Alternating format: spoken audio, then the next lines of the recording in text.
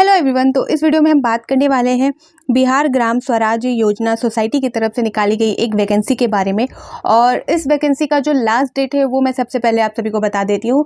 9 जून तक इसकी last date है, तो अब आपके पास ज़्यादा टाइम नहीं है। जो भी इंटरेस्टेड है तो प्लीज़ आप इससे ज़रूर फिल कीजिएगा। बहुत अच्छी वैकेंसी है और इसमें जो आपका क्वालिफ़िकेशन है, एज लिमिट है, एप्लीकेशन फॉर्म भरने का जो फ़ी है और सारी डिटेल मैं आप सभी को इस वीडियो में क्लियर करने वाली हूँ। तो ये जो वैकेंसी है, ये सबसे पहले मैं बता दूँ, ये आपका है अकाउंटेंट कम आईटी असिस्टेंट के लिए निकाली गई वैकेंसी है, जिसमें टोटल वैकेंसी आपका 6570 है। ठीक है, और ये ऑलरेडी अप्लाई की गई है वैकेंसी है। पहले इसके लिए निकाला जा चुका था डेट, लेकिन इसे फिर से रीओपन किया गया है एप्लीकेशन फॉर्म के लिए 10/5/2024 से 9/6/2024 तक इसे फिर से रीओपन किया गया है। तो मे बी अब आपको दोबारा चांस ना मिले। ये सेकंड बार इसके लिए जो एप्लीकेशन पोर्टल है वो स्टार्ट कर दिया गया है। और लास्ट डेट मैं यहाँ पर फिर बता दूँ, 9 तारीख तक लास्ट डेट है। आप सभी को पता है आज 31 मई हो चुकी है, कल 1 जून हो जाएगा। और लास्ट डेट तक का वेट मत कीजिएगा, क्योंकि लास्ट डेट में प्रॉब्लम बहुत होती है। तो आप कोशिश कीजिएगा कि 8-9 से पहले ही आप फॉर्म फिल कर सकें।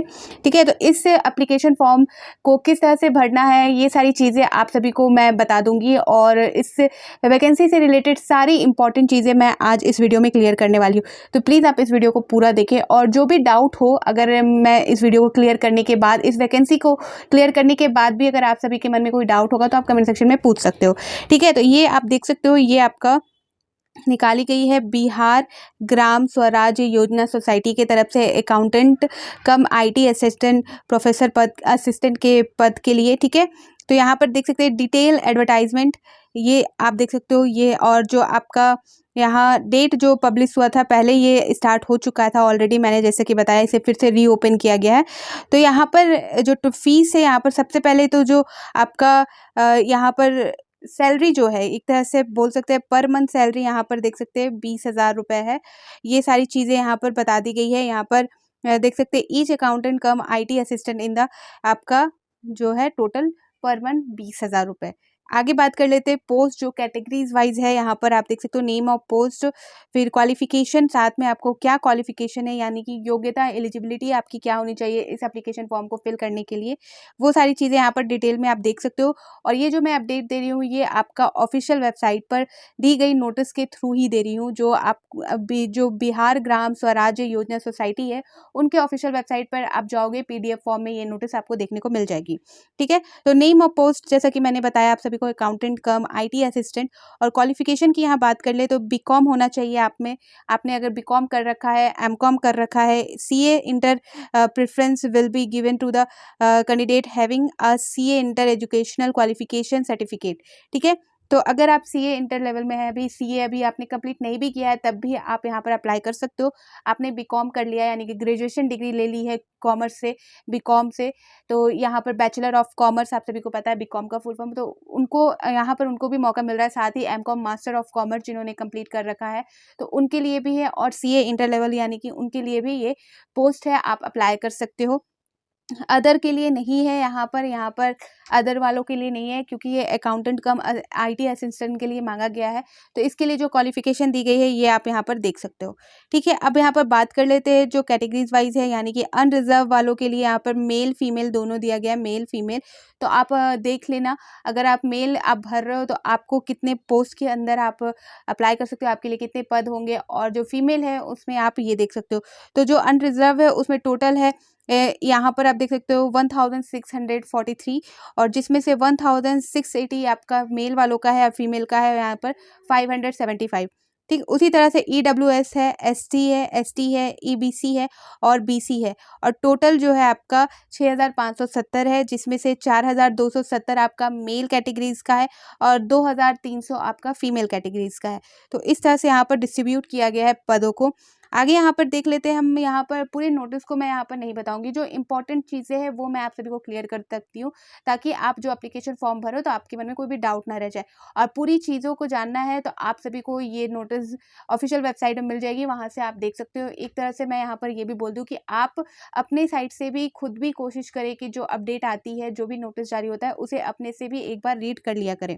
ठीक है, अब यहाँ पर बात कर लेते हैं इंपॉर्टेंट चीज़ों की। तो यहाँ पर देख सकते हो जो पहले जिसके लिए अप्लाई, पहले जैसे कि मैंने आप सभी को बताया कि ये रीओपन किया गया है एप्लीकेशन फॉर्म। तो पहले जो डेट थी, पहले जो ऑनलाइन एप्लीकेशन स्टार्टिंग डेट जो आपका था 30/4/2024 से ये स्टार्ट हुआ था, और जो क्लोजिंग डेट था ये आपका 29/5/2024, यानी कि इसी 29 तारीख को ये कंप्लीट होना था पहले। लेकिन फिर से इसे अप्लाई करने का मौका यानी कि एक्सटेंड कर दिया गया है आगे के लिए डेट, जहाँ पर आपका जो 9 तारीख तक आप फिर से इसे फिल कर सकते हो, ये यहाँ पर बताया गया है। आगे यहाँ पर देखेंगे कोई भी आपको अपडेट चाहिए, जैसे कि यहाँ पर नीचे दिया गया है द हेल्पलाइन सपोर्ट नंबर, यानी कि जो हेल्पलाइन नंबर है वो दी गई है। अगर कोई भी डिटेल इस एग्जाम से रिलेटेड आप सभी को चाहिए तो आप यहाँ पर कॉल कर सकते हो इस नंबर पर, और आपको मेल आईडी भी यहाँ पर प्रोवाइड की गई है। अपनी जो प्रॉब्लम है या कोई डाउट है आपको इससे रिलेटेड, तो आप इनको मेल भी कर सकते हो। मेल आईडी यहाँ पर देख सकते हो BGSYS ऑनलाइन, आपका ऑनलाइन रजिस्ट्रेशन form.com, ठीक है, उस पर आप मेल भी करके अपनी कंप्लेन यहाँ पर पूछ सकते हैं। आगे यहाँ पर देख सकते हो जो आगे जो सारी डिटेल है ये देख सकते हैं, जो कट ऑफ डेट है वो सारी चीज़ें दी गई है। जो क्वालिफिकेशन डिग्री यहाँ पर आप देखोगे, age, qualification degree, other certificate ETC shall be 1/3/2024, ठीक है। आगे यहाँ पर देख सकते हैं 5 नंबर में जो एप्लीकेशन फ़ी है उसके बारे में हम बात कर ले, तो यहाँ पर देख सकते हो मेल फीमेल के द्वारा यहाँ पर दो कैटेगरीज, 3 कैटेगरीज में यहाँ दिया गया है, जिसमें से आपका UR है, EWS है, BC है, EBC है, उनमें मेल वालों को 500 रुपये, और जो फीमेल कैटेगरीज है उनको 250, ठीक है। SC ST वाले जो बिहार के हैं, यानी कि जो स्थानीय निवासी है, ST SC बिहार के लोकल है, उनके लिए यहाँ पर 250 मेल वालों के लिए भी और फीमेल के लिए भी 250 फ़ी है। बात कर ले फीमेल एंड PWBD वालों के लिए, तो उनमें जो है आपका 250 है, ठीक है। अब आगे हम यहाँ पर बात कर लेते हैं एज लिमिट की। तो एज लिमिट यहाँ पर देख सकते हो, जो मिनिमम एज लिमिट है, यानी कि कम से कम जो एज लिमिट है वो आपका 21 साल होना चाहिए, आप यानी कि minimum age should be 21 years, ठीक है। और बात कर ले मैक्सिमम वालों की, तो यहाँ पर मैक्सिमम जो एज काउंट होगा आपका 1/3/2024 से, यहाँ पर देख सकते हो, यहाँ पर बताया गया था 4 नंबर में भी, कि जो आपका एज काउंट होगा, क्वालिफिकेशन वगैरह सारी चीज़ें काउंट होंगी, तो 1/3/2024 यानी कि 1 मार्च 2024 से उसको माना जाएगा मिनिमम मैक्सिमम एज लिमिट, ठीक है। तो मैक्सिमम एज लिमिट जो है वो अनरिजर्व वालों और EWS जो मेल कैंडिडेट है उनमें 45 ईयर्स है, UR फीमेल और EWS फीमेल वालों को 48 ईयर्स का यहाँ पर है, और BC and EBC male female दोनों जिसका 48 ईयर्स, एंड आपका SC and ST male female, ST and SC आप सभी का जो बिहार के स्थानीय हैं उनकी बात की गई है, तो उनका 50 साल यहाँ पर दिया गया, उनको आरक्षण दिया गया। और यहाँ पर जो इम्पोर्टेंट नोटिस है उसे आप ज़रूर पढ़ लीजिएगा, और सारी चीज़ें जो इम्पोर्टेंट चीज़ें हैं, किस तरह से फॉर्म फिल करना है, सारी चीज़ें यहाँ पर बता दी गई हैं। और भी जो आपको आरक्षण से संबंधित चीज़ें हैं वो सारी चीज़ें यहाँ क्लियर कर दी गई हैं।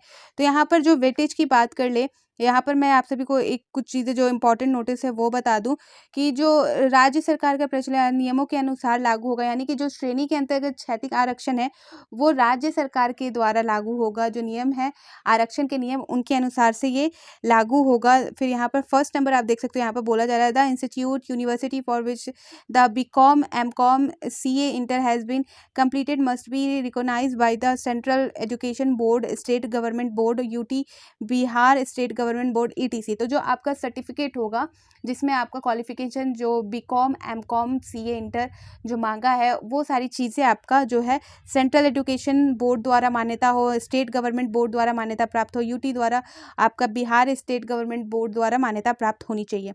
यहाँ पर देख सकते हो सेकंड नंबर में भी देख सकते हो इंपॉर्टेंट चीज़ें बताई गई हैं, कि जो 50% का जो वेटेज होगा वो आपका क्वालिफिकेशन, यानी कि जो आपका ये एजुकेशनल क्वालिफिकेशन है उस पर डिपेंड करेगा, और जो 50% का जो मार्क्स होगा वो CBT मोड में जो होगा एग्ज़ाम उस पर डिपेंड करने वाला है, ठीक है। ये यहाँ पर इन्होंने बताया है।